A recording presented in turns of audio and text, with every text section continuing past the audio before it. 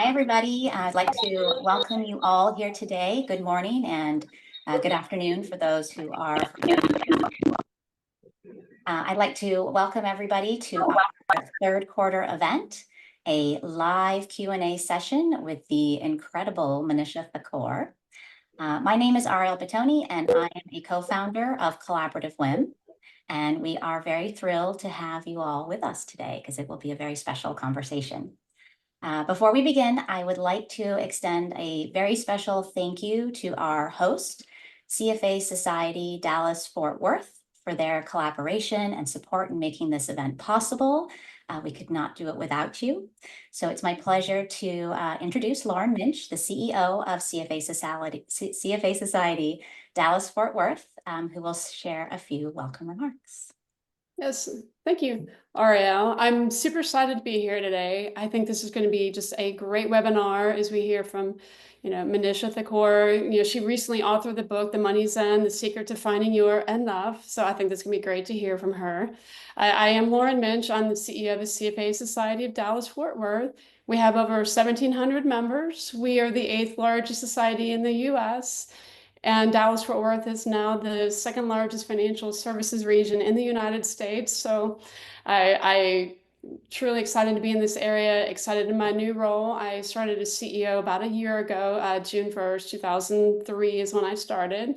My background had been in accounting and finance, and I have a CPA and my CFA charter, and was a board member of CFA Society Dallas-Fort Worth for 6 years, and really enjoyed what I did so much that when I was extended and offered to be full-time CEO, I jumped on the ship and then never looked back. So I'm so grateful to be here today, and I want to do a quick introduction of Manisha and get started. So Manisha Thakor she's a highly sought after speaker and media commentator on the subject of personal finance. She's founder of the Women's Financial Literacy Initiative. She teaches, writes, and speaks about the basics of personal finance for women. Her core message is learning and acting on basic financial lessons early and often starting in your 20s, 30s, 40s, and 50s will successfully place you on the path to financial nirvana. She also teaches a highly regarded online personal finance class called Money Rules at Simpose.com and is a financial fellow at Wellesley College. Manisha, thank you so much for being here today, and we look forward to hearing your thoughts. Please, during the presentation, feel free to raise your hands during the conversation. We want this to be very interactive, so please raise your hand, ask questions throughout, and be a great presentation. Ariel, I'll turn it over to you. Thank you, Lauren. Wonderful. So as we begin the program, if you haven't done it already, please open up your chat boxes, and we would love to hear from you. We are very curious where you're calling in from, so feel free to say a quick hello to everybody who is currently calling in and let us know where you currently are from. So I see Chicago. Wonderful. Okay, good. So let's kick that off. And as Lauren said, we are going to integrate questions into the chat with Manisha. So just to make sure, Manisha and I will keep an eye on the chat box, but if you wouldn't mind an all caps type question, make sure we see it. If not, if you would like to come and ask your question yourself, we would love that. So you can use the raise your hand function in Zoom and we will call on you so you can ask the question yourself. So Manisha, I am so excited to see you today. I've enjoyed all of our past conversations and I really enjoyed your book. So I am super excited to have this conversation with you. And I really think that your themes and the topics that we're going to cover will deeply resonate with our community today. I think that we all have a lot in common. So to kick things off, the first question I'm going to ask is, can you tell us, what does MoneyZen mean? Sure. And let me preface this by saying I have worked in financial services for just over 30 years now. And I always tell people, before somebody starts talking to you about money, you want to know what exactly it is about them that qualifies them to speak about money. So I spent the first 15 years, I did my MBA at Harvard Business School, and I spent my first 15 years after that working on the institutional side of the business, wearing my CFA hat as a buy-side analyst, and then ultimately as a portfolio manager. And then I wrote 2 personal finance books for young women with a dear girlfriend of mine from business school, and switch gears, got a CFP, and then used my CFA and CFP brain together as I moved on to the retail side of the business and sat on a variety of different investment committees and also helped advise high net worth individuals. And so MoneyZen is a term that came to me, I don't know, 15, 20 years ago. And I define it as having calm confidence and clarity around both how to manage and handle your personal finances and the role that you want money to play in your life. And in the early days of using this term, I mistakenly believed that the driver to achieving MoneyZen was understanding personal finance. How do you budget? How do you decide how much home or car you can afford? How do you save for your or your children's higher education, et cetera? And what I came to see as I interacted with more and more people was that there was another component to that, which was a broader sense of what you want that money to do for you in your life. And I didn't see the marriage of those two happening very often back in the day. And that's sort of the origin of this concept of MoneyZen. Interesting. I'm sure that resonates deeply. I share also the similar background of CFA charter holder, moving into the side of retail and using both sides of the brain. So it's definitely challenging. So in the book, you talk quite a bit about being trapped in what you call the cult of never enough, and how this cult nearly destroyed your relationships, your health, and also your self-esteem. Can you tell us a little bit more about this? Sure. I found myself as I was approaching my 50th birthday in this. First of all, I found myself very ill. I ended up having a mysterious illness where my body broke out in a painful red welts, and I literally could only stay awake for about 5 or 6 hours a day. I'd do a client meeting, and then I'd go into the wellness room and have to sleep for 3 hours, set my alarm, and get up and go do the next one. And it turned out what I had was acute Epstein-Barr, which Epstein-Barr is to mono, what shingles is to chickenpox. But more scarily, I had exceptionally high inflammation in my body of unknown origin. And as everything got unpeeled, it became very clear that it was driven by nonstop cortisol levels because I was just always on. And so this toxic cycle of never enough, I came to describe as it didn't matter how much praise I received or accomplishments I achieved or promotions or raises. It was just never enough. I was constantly like, I'd get it. And, they often refer to it as hedonic treadmill, where you very quickly acclimate to whatever you've gotten. But I felt like the hamster wheel that I was in was much more toxic than simply that behavioral psychology context, in the sense that I felt like shit about myself continuously, no matter how much I did. And that's what I refer to as this. And what I found with other women is not everybody has it as severely as I did, but oftentimes it's 1 or 2 or 3 areas of your professional life where you're experiencing this. I had it in like 15 areas of my life. It's amazing how your body was like screaming, like trying to tell you something. Wow, that's incredible. And I should mention, I ended up having to take a medical leave of absence, and it was supposed to last 3 months. And it ultimately was 9 months before the doctor gave me the all clear. And I just want to emphasize how this can just creep. I mean, it just crept up on me, but it was building and building over the years. And so much of it had to do with this never enough mindset. Yeah. Yeah. That's incredible. And yeah, I just saw Katie's comment. It's amazing. And I felt this throughout your book. I felt like we were sitting together, like talking, like you were so open and honest. And, so many things that you had written in my head, I'm thinking, yeah, I have felt that way. And I think that many of us feel that way, but we're scared to say it. And so I'm really grateful that you're brave enough that you put it on paper.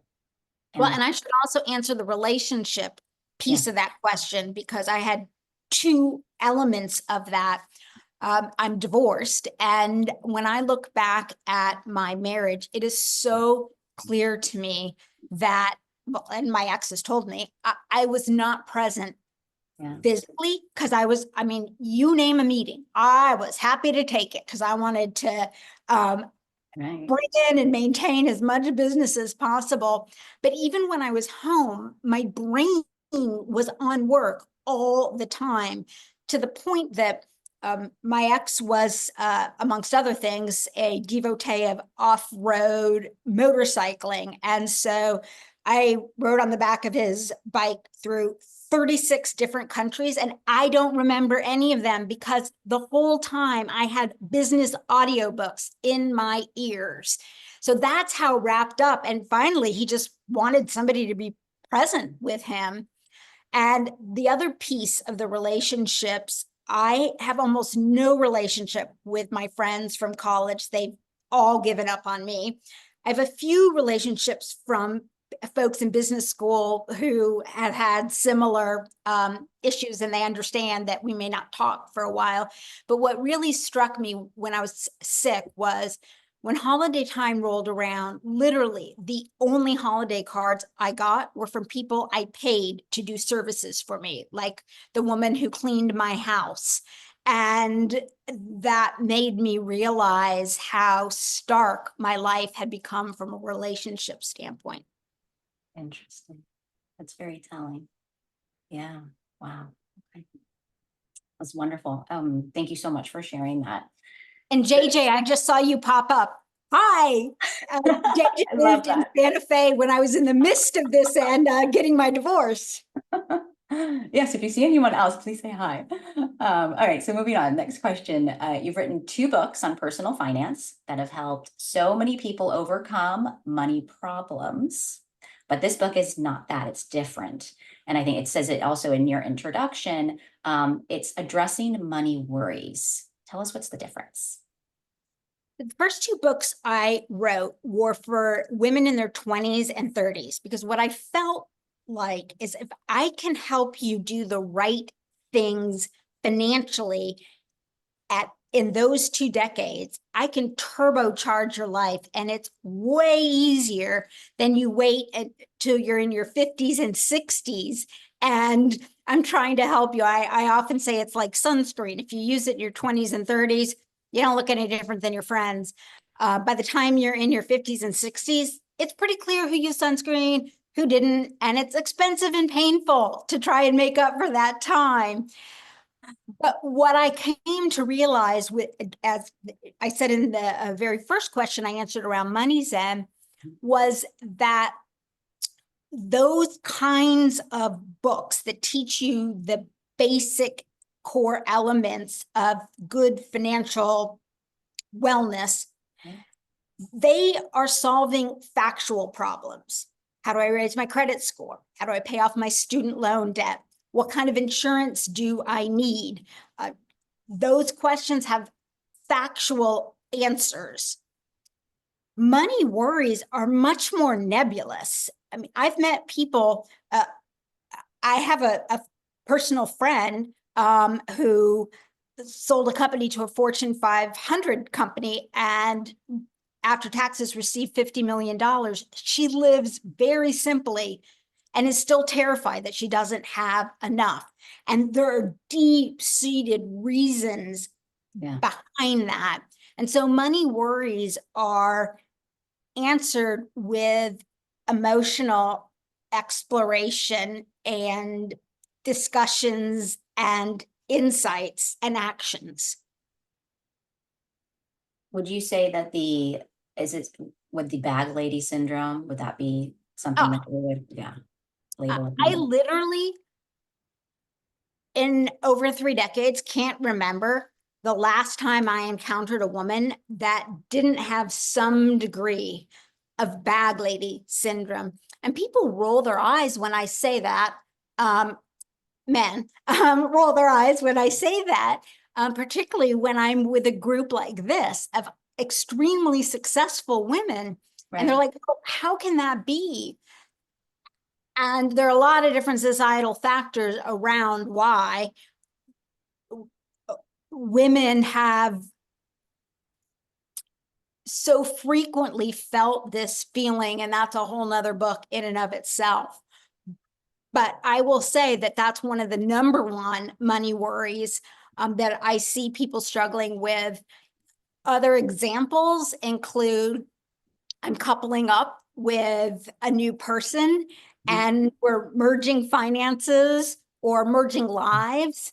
And either it's my first time or it's a second marriage, or, you know, how do I think about money in that context? I'm afraid that something might happen down the road. How do I protect myself? Or how do I deal with my aging parents? And there's just a lot of things that bubble up that are emotional. Right.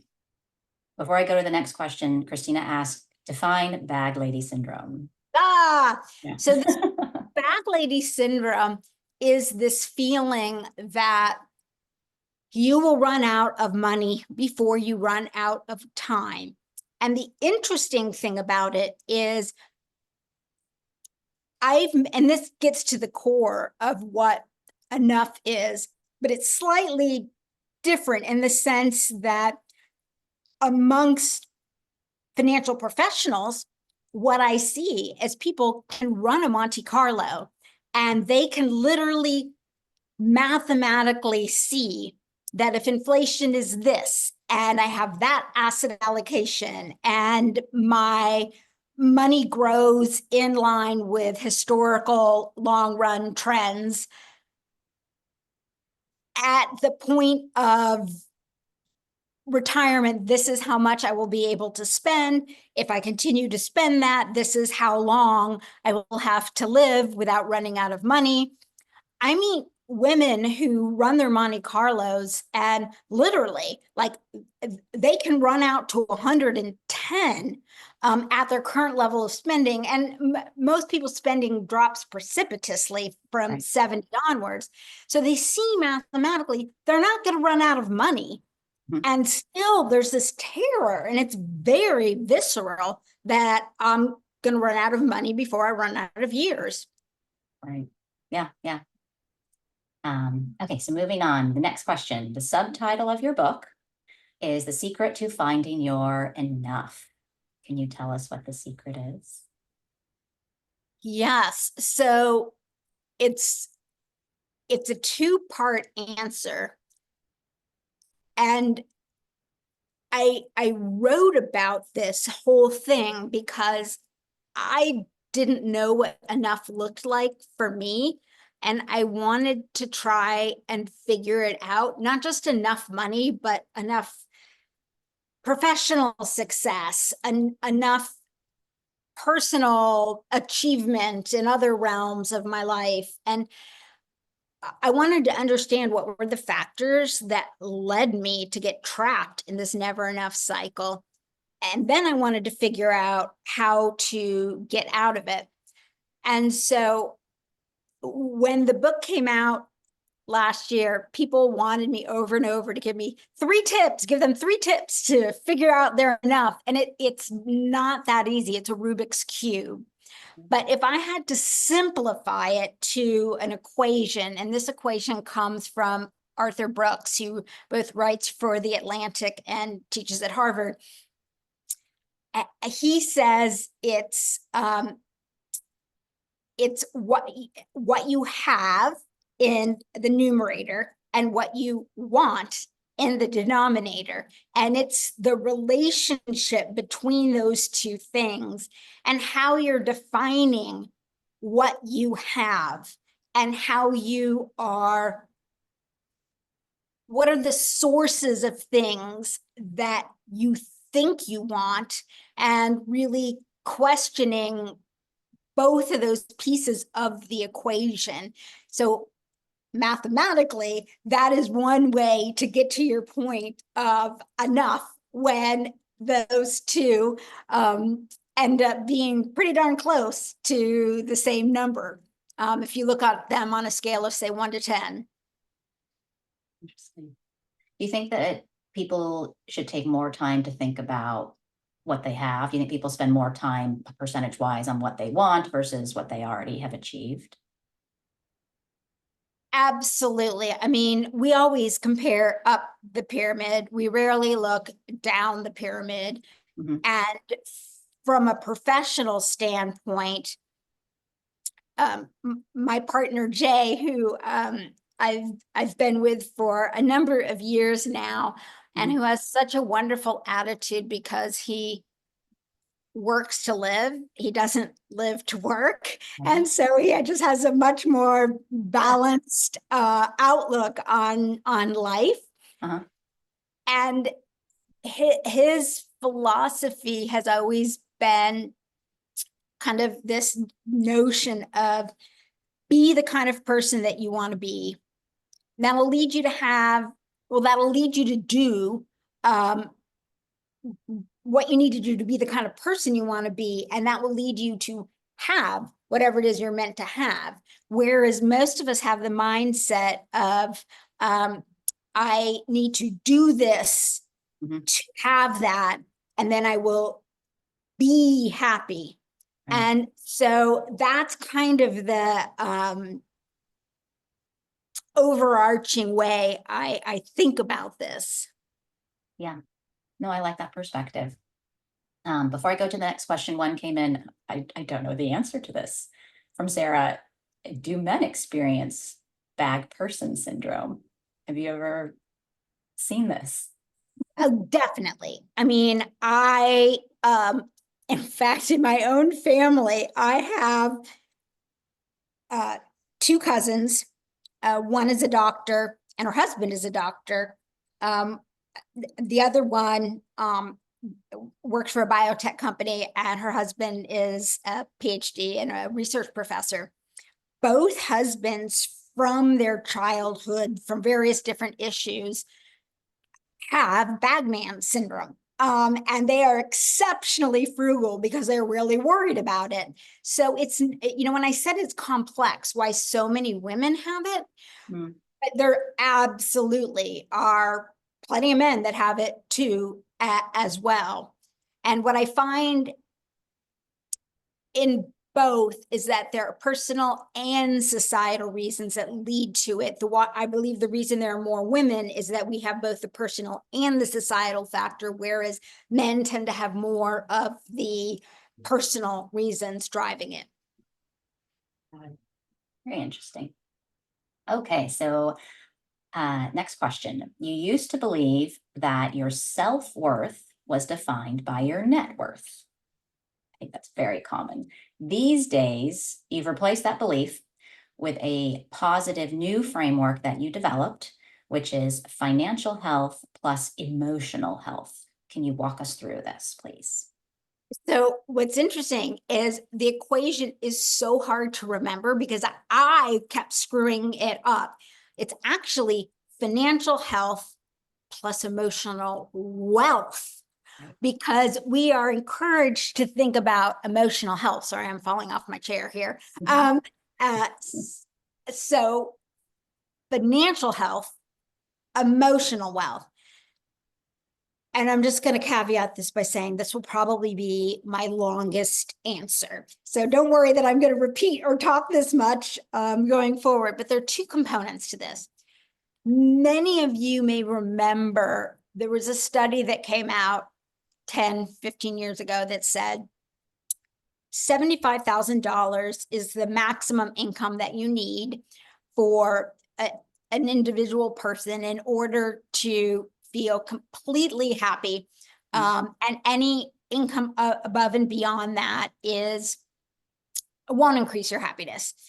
And the two and obviously you have to inflation adjust those numbers since then, but the two professors went back last year and came out with some research that they did on their original research.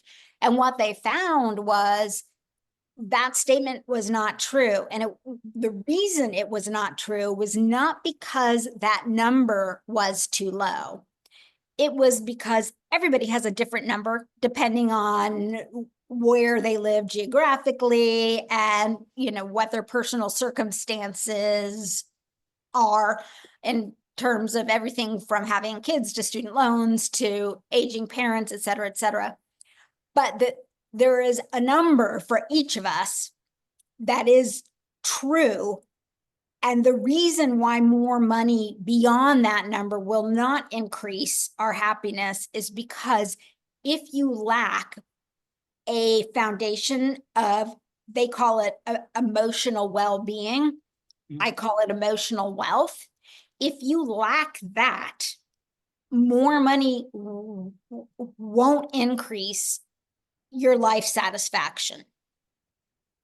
So that's from the academic theoretical point of view. For me personally, how did I end up with such a sick notion that I am my net worth? It started young. When I was in junior high, 4th, 5th, 6th grade, now we'd call it bullied.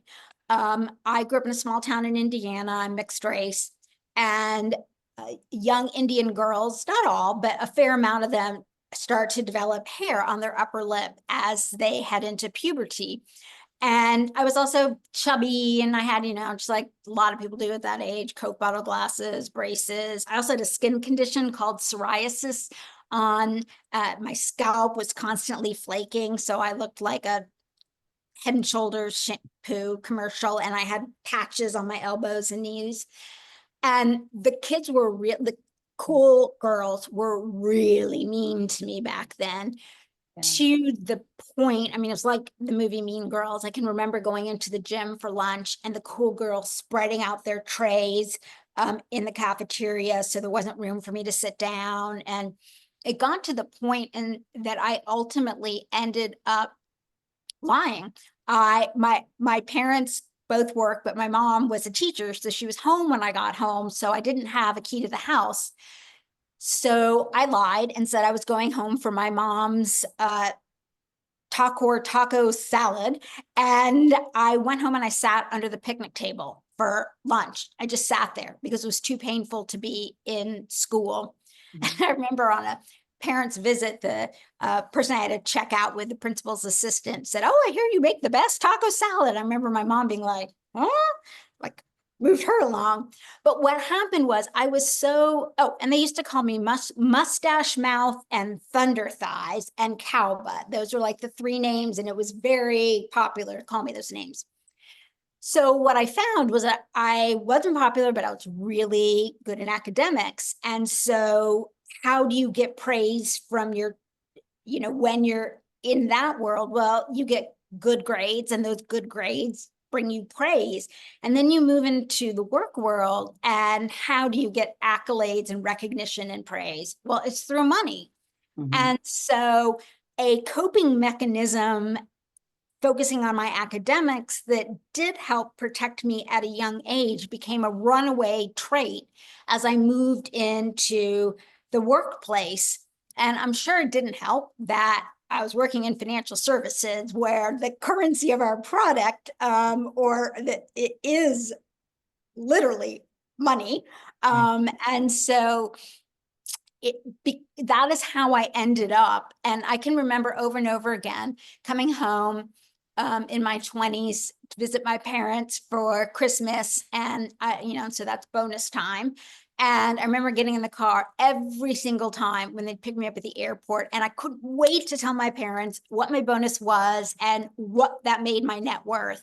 And my mom kept saying, like, okay, great, but how are you? And I'm like, I just told you how I am. Right. So that's how I arrived at that place. And the bad thing about that, right, is there's never an end. You can always get a higher net worth. True. Yeah. There's always someone who has more.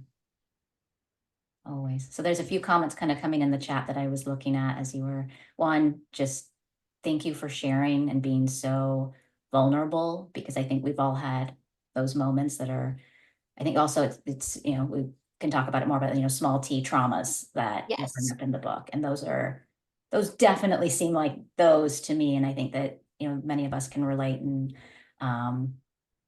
have that same feeling of wanting to be accepted, wanting to feel praised, doing well, and then you just jump in and that's all that matters. And we become blinded to other things, like your mom asked, how are you? Mhm. How are you? Wow. Okay, so the next question, I know I definitely wear one and I can't seem to get rid of it. What is a busy badge? Why do we all feel so compelled to have full calendars? And what is it about that makes us have an affinity for things like these? So think about how many times when you ask somebody, how are you? The answer back so frequently is, busy, Mm. crazy busy. Oh my God, so busy. And it's like this badge of honor. It's not like, oh my God, I've clearly done something off kilter with my life that I'm this busy. It is this deep feeling of of pride. And some of it is healthy in the sense that to provide food and shelter and transportation to our families, we have to do certain things that can keep us busy. But we've gotten to the point where no one answers that question with, so how are you? Great. I just made a pan of brownies and I've been on the sofa binging, the last 3 seasons of Industry or Billions. And we don't reward or think highly of people who sit and say, I got a ton of free time. And what's interesting is I am now semi-retired. And when I tell people that, people will be like, well, what do you do? What do you do with the other half of your time? And I mean, I nap. I read trashy novels that I never allowed myself to read before. I binge watch a lot of things. And there's a whole list of probably things that people might consider more erudite that I often do. But when I say those things, people they roll their eyes like, what's wrong with you?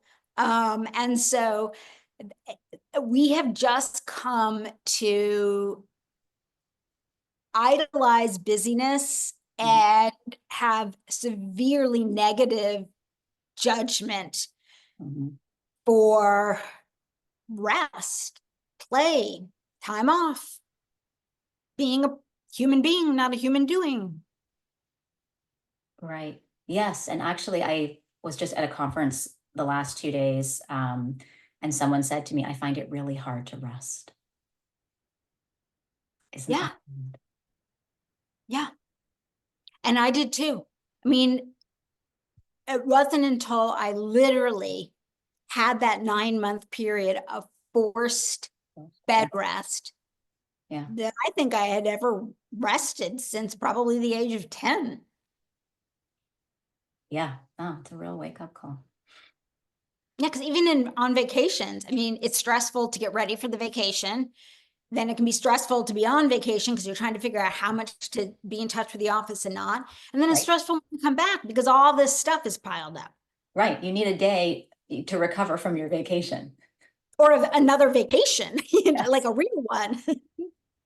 Exactly, exactly. And I just want to note, Ilke, she's wrote into the chat, thank you, Manisha, for being so outspoken about this. Because I think, as I said at the beginning, these are all things I think that many of us think and feel, but it's really difficult to share and admit and be vulnerable. So again, really appreciative for everything that you're doing for the women who are in our industry. And I just want to acknowledge that had I not gotten so sick, and literally my inflammation rates were so high that I was right on the border of what they consider tumor or malignancy presence. And so if I had kept pushing even just a little bit more, Mhm. something really was going to break down in my body that could be life-threatening. And had that not happened, I would not have, honestly, probably learned to rest. And so I want to acknowledge it's not so simple as like, oh, I'm going to just change. Right. I didn't have the strength to change on my own. It wasn't until my body shut me down. And that's why I'm talking about it so honestly, because I hope nobody else has to get to that point. Yeah. Yeah. No, I agree with you. Another question just popped in. How can those trying to get their careers off the ground strike a healthy balance between development and achievement and rest/play? This is one of the most powerful questions that I am asked. The last chapter of the book is called Permission to Achieve Less. And when my editor first suggested that title, I wanted to poke her eyes out. I'm like, achieve less? Like, who wants to achieve less? That's horrible. I mean, I had literally a visceral reaction to that thought, even after having gone through all of the things that the research and the writing and the life changes that brought me to that point. Mhm. And so, I look back at my life and I will say your 20s, and there are seasons to your life. Mhm. And in your 20s and 30s, financially, it can be very helpful to be, if you think of your pie of time, focused on building your career and setting money aside, because the compounding of that gives you the flexibility if you choose to start a family later on and be in the sandwich generation and need the time or the resources for elder care or extended family care.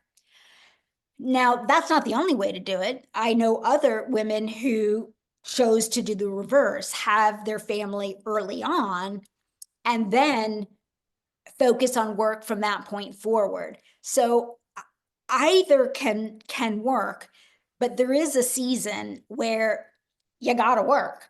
You don't develop skills and knowledge if you don't work. So, but the key is recognizing that if you just work, and I know people say this all the time, but if you just work, you become less productive. And you really, really do. And it is shocking how much less, I don't want to say productive, but less momentum or serendipity that you have of ultimately achieving your professional goals. And let me give an example. And this is like the classic one, right? So often the guys go golfing. And I started early on and I was like, I am never going to freaking learn to golf. Like, I'll do a spa day with other women, but I am not golfing. And I'm not talking about sports either, because until Taylor Swift started dating Travis Kelce, I did not care about any professional sports. So I would talk to men about their families or their hobbies in a more generic sense. But what what I also noticed was that the men were taking time to go out and do things together, and whether it was drinks after work or playing golf or whatever. Mhm. And that was playtime. And they were genuinely disconnecting from work while they were having playtime. But that playtime often facilitated back in the workplace opportunities. And Carla Harris, who I think is the vice chair of Chase still, talks about the difference between mentors, uh, uh, uh, I can't remember the other two words. I'm going to call it mentor, advocate, and mentor, teacher, and person at um, the top sponsors. And mentors are somebody who you can tell the good, the bad, the ugly to. Mhm. The teacher middle role is someone that can help you elevate a skill. And then the sponsor is someone who has the seat at the table. It's not the person you're telling the ugly to, but Mhm. it's the person who's advocating for you. Right. And a lot of that comes from a connection that you will make with them from a place of peace and happiness and ambition, but not solely from ambition. Mhm. And so it's this understanding that no matter which stage in your life that you are going to focus deeply on your career in, Mhm. if you don't have those other elements, you don't actually accomplish as much as you think you're going to. And let me just give one last example. Mhm. It's a lot like dating. And when you are desperate, it's like, I don't know, men or women, whoever you're interested in, literally, I swear to God, can smell that in you, and you are less attractive. And it's the same thing with networking, right? Mhm. When you need to network, that's completely the wrong time to network because you give off that. Mhm. And so with ambition and balancing it, understanding that rest and play will actually turbocharge what you're trying to achieve is something I never understood. And ironically, now that I'm in this second chapter of my life, I'm realizing how powerful having those elements are in terms of having propelled me onto, a Fortune 100 company board came about through a relationship that I'd been one of the few relationships I've had for 20 years. Interesting. Okay. So next question that kind of parlays well into what you just mentioned about balancing and kind of having two sides. So first part of the question is, please tell us who you refer to as Mrs. McGillicuddy. And I want you to hear, tell us a little bit about having kind of two sides where you call it the real me versus the work me. I think this is something that many of us will resonate with. And then any advice you have on how do you bridge the gap between those two versions? Yeah. So Mrs. McGillicuddy was a storekeeper that I created back when I was about, I don't know, 8 years old. It used to be in the basement. I set up a shop, and people could buy clothing and sewing materials that I took from my mom's backroom things. And so that was like my first job. And over the years, I started to name the side of me that was the very polished, the shiny me, Mrs. McGillicuddy.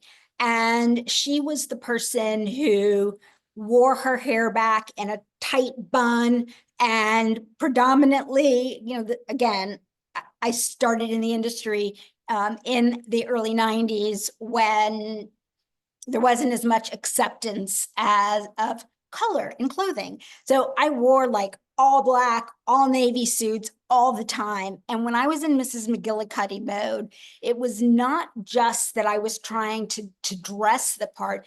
I was like, I was in this place where work was just emanating from me. And I can remember my first date with my ex-husband, and I actually had to ask him out for the second date, and he told me he was so turned off.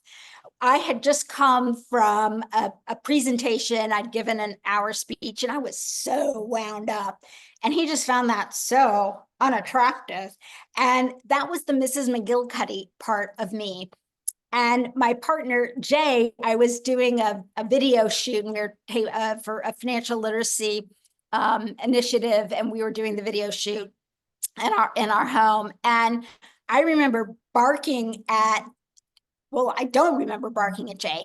He reminds me that I was bossing him around. And then finally I'm like, get out. I don't need you for anything. And he was so hurt. And that was Mrs. McGillicuddy. And so what I've come to realize is that so many of us have a glossy me and then a real me. And it's the glossy me that we put out in our professional context. And it's the real me that is the place where our soul is singing. And I found that society is getting a little more accepting of a melding of those two people in the workplace. But in our heads for ambitious women, because I don't care what people say, we still have to work harder. We do. And we are still not at parity. It's better, but we're still not there. And so it is very hard to be yourself. And I have to say, if I still worked particularly on the institutional side and in my portfolio management days, I don't think I could be as honest as I am now, even though I want to be. And that's because my glossy side is so embedded. But I will tell you, I sit on a corporate board and I sit on a national nonprofit board. And I can't tell you, and the other people there are super accomplished.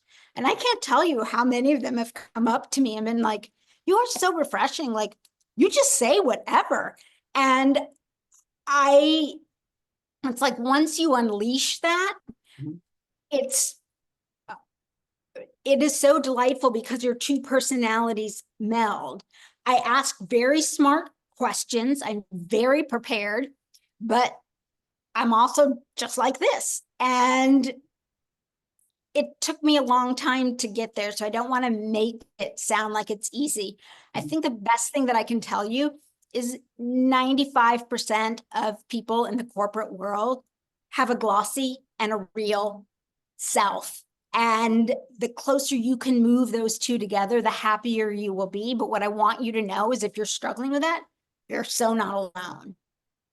Yeah. And I didn't even realize back when Mrs. McGillicuddy was in her prime that I had two personalities. Really helpful. Very, very helpful. Hold on, is there a question? Okay, question. In the book, you share the changes you've made to bring more emotional wealth into your life today. If you could go back in time and give your past self a piece of advice, what would you say?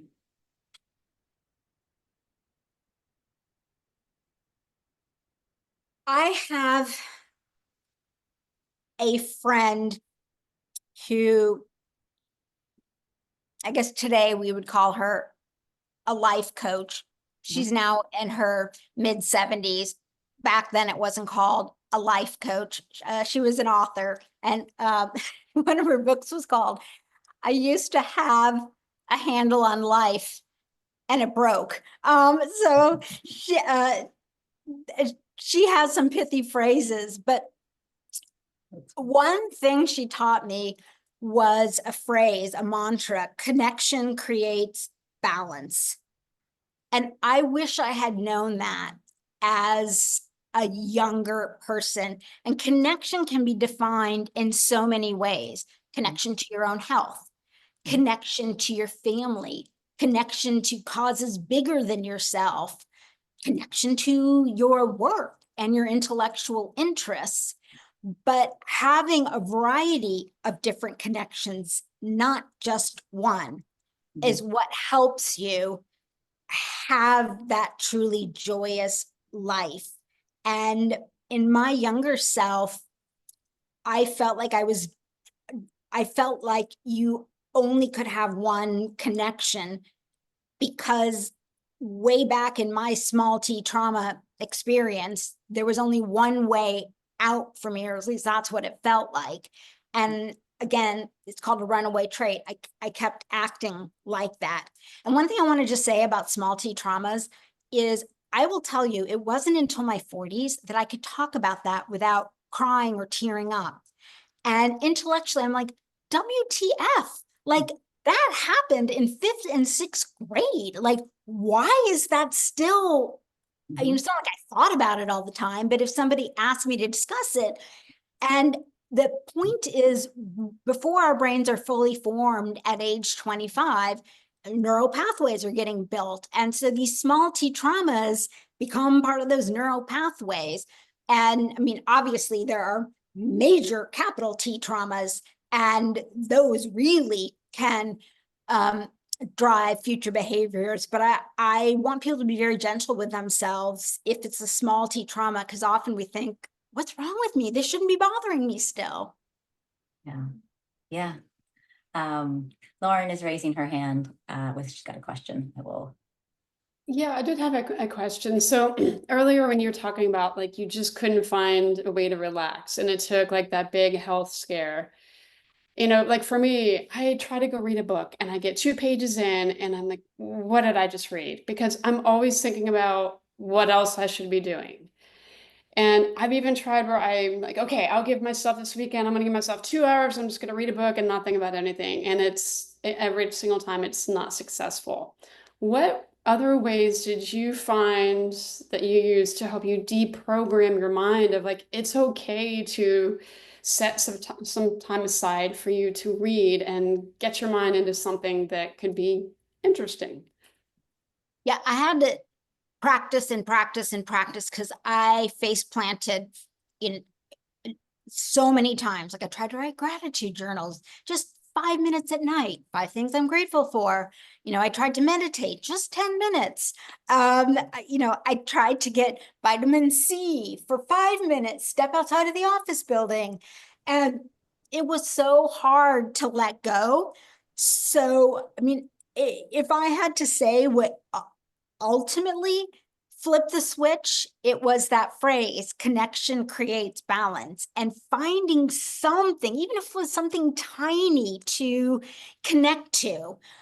There's a book called The Artist's Way at Work by Julia Cameron, and she has a set of tools that you can use to help find your inner creative self. One of them is what's called morning pages, where you just write freehand, like whatever comes to your mind. And if nothing's coming to your mind, you just write, nothing's coming to my mind, nothing's coming to my mind. But eventually you get comfortable with it. And I call it getting the pond scum off my brain. And when you're done with it, you don't reread it ever. You tear up the paper and throw it right away. But I found that in diligently doing that, I ultimately started to find things that were interesting, and maybe I would just do them for 15 minutes because that's all I could do. But it has subsequently, and the other thing that she recommends, 2 other things. One is she calls it an artist date with yourself, where you go for a half hour and you go do something that you have never done before. And it could be really simple, like step in a store that you've never been in, or a store that you've been in that you've never tried clothes on in. And then over time, it becomes something more active. And then the other thing she recommends is a 20-minute walk by yourself. She suggests every day. In the beginning, if I did it twice a month, I was really proud of myself. But can't listen to music, can't put on a podcast, you just got to walk for 20 minutes and just observe. And I found those tools to be really helpful. But I strongly encourage people to read the book, The Artist's Way at Work, because so many of us find trouble with trying to connect with ourselves, following a lot of the common positive psychology tips. Thank you, Lauren. That was a really great question.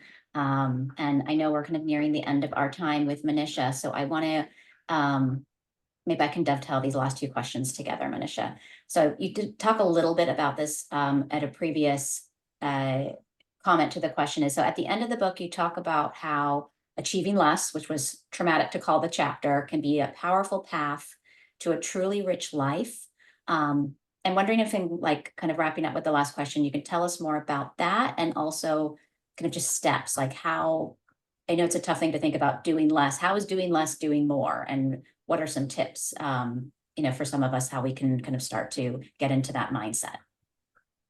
So the way out is through. And in the book, I talk about the 4 primary, and I did like a ton of interdisciplinary research to understand what leads people to a never enough mindset. Not everybody has all 4 of these factors. I did.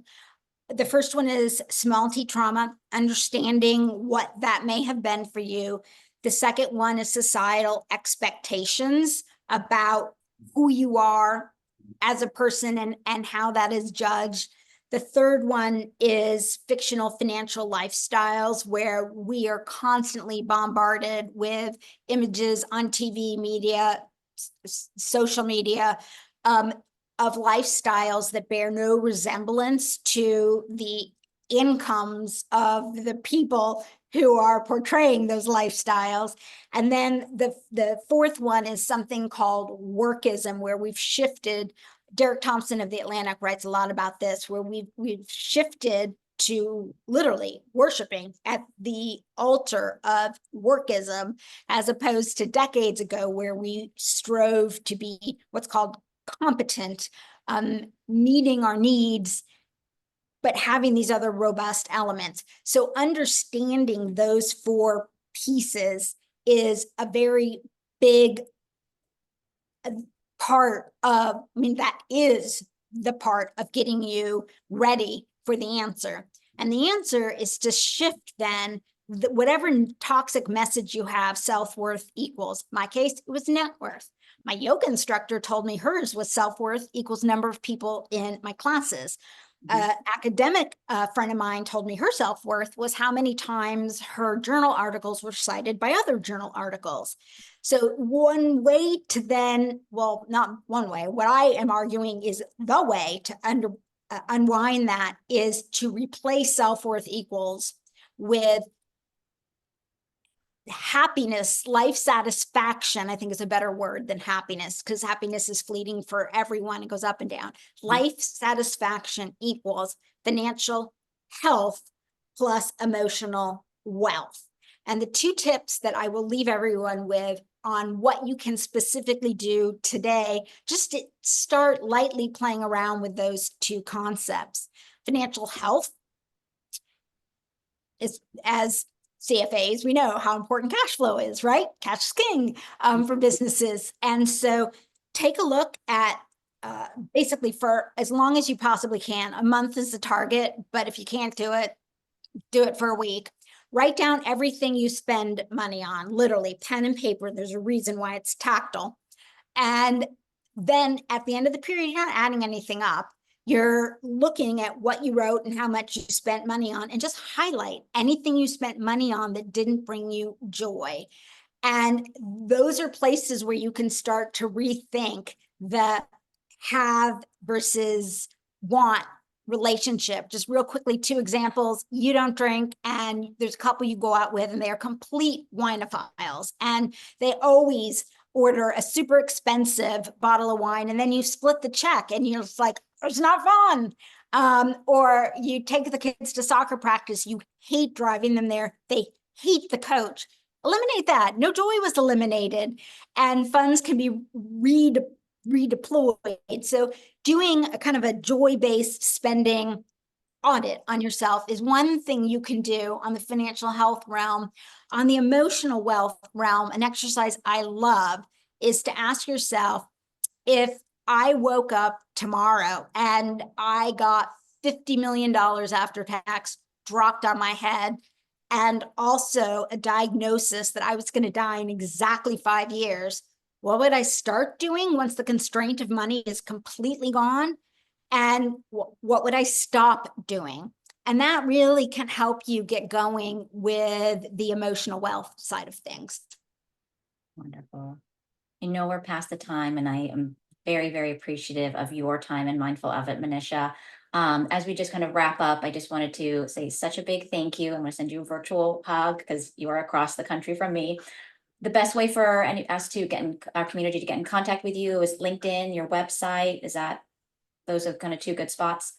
Yes, absolutely. My website is MoneyZen.com. And I think Ariel will get out to you one way or the other. There's one page in particular where, if you choose to read the book, I have a free self-guided journal to help you do what Lauren asked and figure this out and kind of identify steps. And if you want to do a book club, which also can be really fun, I've got a book club guide up there too. Wonderful. Okay, well, I just threw that in the chat. So for those of you who haven't had to jump off yet, grab it there. So again, thank you so much. I hope you all enjoyed this as much as I did, because this has been invaluable, and I can't wait to meet you in person one day and connect with you again. So thank you so much, everyone. If you haven't already seen it, please check out the events on the Collaborative WIM website. Our Global Summit is coming up next, November 7th. It's our half-day event of programming. So if you cannot make it, it will always be recorded, as the session is too. So you can go back, if you missed anything that Manisha said, you can go back and rewatch it. Thanks, everyone. Thank you.